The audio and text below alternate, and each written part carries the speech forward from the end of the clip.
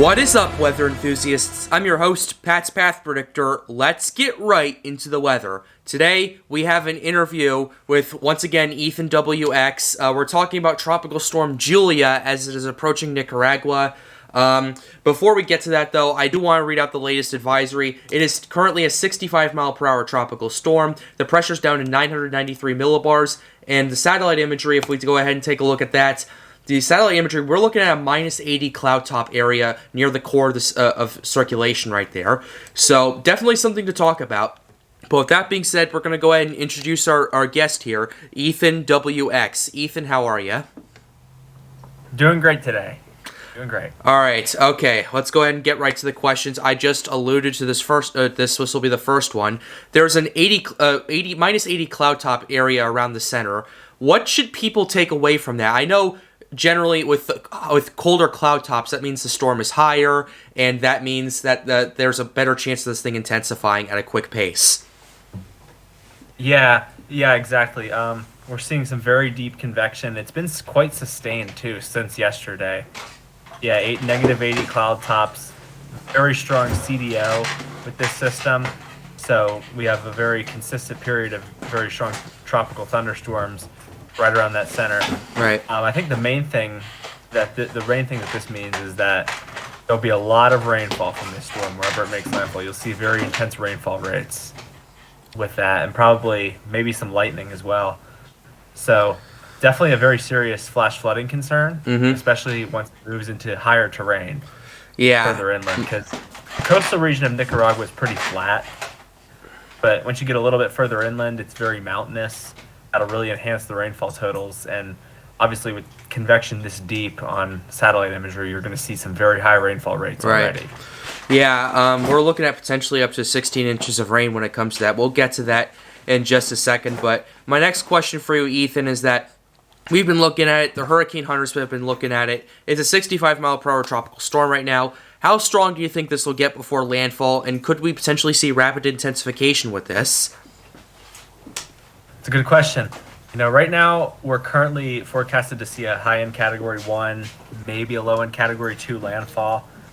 I believe NHC has it reaching 85 right before it makes landfall, and then kind of maintaining that Category 1 status kind of halfway through the country before it gets to the higher terrain and falls apart. But yeah, I would think in between advisories it could definitely get up to the upper limit of Category 1 strength, or even just barely breach Category 2. I would say at this point, rapid intensification is not completely ruled out. It could still happen, but we're getting very close to the coast now, and we only have, about 12 more hours, maybe a little bit more until landfall. So it's definitely running out of time for it to really become a major hurricane. Yeah, this thing is chugging along. This thing's chugging along. Yeah, and it's moving quick too. You said it was moving west around 18 miles per hour. Yeah, right? It's moving west to 18 miles per hour, much faster than the NHC was expecting, by the way. Yeah, so it's definitely it's picking up speed, and it's probably going to run out of time before it can intensify into a major hurricane. So I would expect Category 1, maybe low-end Category 2 at landfall. All right. At this point. All right. So that means that we're not going to see another Felix or another Iota. Yeah, that's the main concern, honestly, I had on Twitter, actually, considering that this thing was ahead of schedule when it did start to intensify. But considering I'm looking at it on satellite right now, it doesn't look that impressive organization-wise, even though those cloud tops are there. Yeah, it just seems like a very strong burst of convection. Not a lot of organization, or there's no eye popping out. Mm-hmm. It seems like just a very big complex of thunderstorms right now. Yeah. All right. So I do think it'll definitely organize a bit more in the next 12 hours before landfall. Enough to get to hurricane strength, but I don't think it definitely shouldn't get up to major hurricane status unless something really changes. In the next few hours. We saw what happened with Hurricane Ian a couple of weeks ago, so anything can happen at this point. So that is true, but Hurricane Ian was also pretty well organized from the start, and it was expected to rapidly intensify, which it did.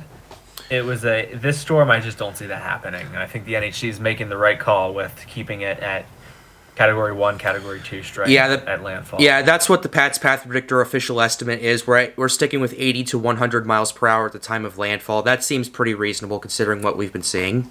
Yeah, I would agree with that. I think it'll be definitely within that range. All right. So my next question is, and a lot of people don't know this, but this is right now affecting Providencia and the surrounding islands around it. Providencia is an island that is owned by the government of Colombia that is off the coast of Nicaragua. It's a little confusing, I know. Providencia was hit by Hurricane Iota in 2021. I'm getting my stuff messed up. It was hit by Hurricane 2020. Yeah, it was hit by Hurricane Iota in 2020, and it was actually featured on 90 Day Fiancé as one of the couples was in Providencia. So my question for you, Ethan, with that context in mind is, what do you think Julia is gonna do with Providencia and the surrounding islands? How is it gonna impact it? Well, yeah, I'm looking at satellite imagery right now. Right now, those islands are getting impacted by a lot of the thunderstorm activity right ahead of this system. And the main CDO is kind of approaching the southernmost island in that group over there. Mm-hmm. I'm not exactly sure which one that is, but it looks like a pretty small island on the satellite image I'm looking at. So and with the current track, that CDO will definitely move over that island. So Right.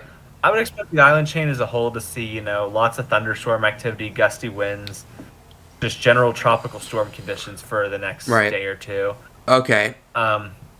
That southernmost island there, if this thing turns a little bit further north and goes right over there, you might see hurricane conditions on that island, but this definitely won't be another Iota. It's not going to cause complete devastation. It's going to be just a quick, pretty standard tropical storm or low-end hurricane. Yeah, I remember with Iota, it was a Cat 4 by the time it was hit Providencia. It destroyed 95% of the island. So yeah, that is not going to happen again. Yeah, that's pretty much where we're at. We already talked about rapid intensification at the time of landfall. My last question for you, kind of, Ethan, is what is the greatest threat from Julia? Is it the storm surge? Is it the flood threat? Is it the wind threat if it gets up to a high-end Category 1? What, in your opinion, is the highest threat? I think regardless of what happens with this system, over the next 12 hours, the biggest threat will definitely be flash flooding, for sure. Especially with it moving into the higher terrain of Central America. The flood threat will extend beyond just Nicaragua. I could definitely see some of these thunderstorms further north of the circulation causing some pretty serious flooding in Honduras. And that was actually a country that had some pretty severe flooding from Hurricane Eta, even though Eta made landfall further south in Nicaragua. Yeah. I could definitely see that being a very significant concern because, the coast of Nicaragua is very flat. But then once you go like halfway through the country inland, it suddenly becomes very mountainous. So there's going to be a lot of, upslope flow with these tropical thunderstorms coming on shore. That's going to really enhance the rainfall totals. And there's definitely going to be a significant risk of flash flooding and mudslides in that region. Right. And it's pretty hard to get to a lot of the towns and settlements out there. So yeah, it could definitely could be a bad situation for anyone living in those rural areas in the mountainous parts of the country. Yeah. Speaking of Honduras, actually, the cone has it moving through there. I remember doing some research on this, but this is an extreme case for everyone tuning in at home. Back in 1998, Hurricane Mitch made landfall in Honduras. It was a Category 5, but then because of upwelling, it made landfall as a Category 1, and it caused a huge amount of flooding, caused feet of rain to happen, and killed thousands of people. It's an extreme case for everyone back at home, but that's the kind of power these kind of systems have, even if it's not a major hurricane. I want everyone to understand that. Yeah, people really don't underestimate just how destructive a ton of rain in a short time can be. Yeah. Obviously, this is not Mitch. This is not Ada. Yeah. It's a very different story. Yeah, I know. I was just... almost all of these Central American storms produce significant flash flooding, and I think that's really... Even the weaker ones, they always produce a lot of flash flooding just because of the terrain there. Yeah. Because of the... Yeah. What was Ethan? You cut out. What was that? Yeah, I was just saying, the terrain, all that really enhances the the flash flood threat with any tropical cyclone that comes through this region. Yeah. So, yeah, Ethan, that's pretty much all the questions I have for you. Thank you for tuning in, and thank you for coming on Pat's Path Predictor. Thanks, anytime. Yeah. We're still in hurricane season. Yeah. And it's not over yet. Yeah, it's not over. It only takes one, guys. This has been a pretty passive season this year, but it only takes one. So that's going to end this interview for you guys. I hope you enjoyed it. I hope you got something out of this. Be sure you leave a like and subscribe to the channel if you are new. And with that being said, have a wonderful day. Stay safe.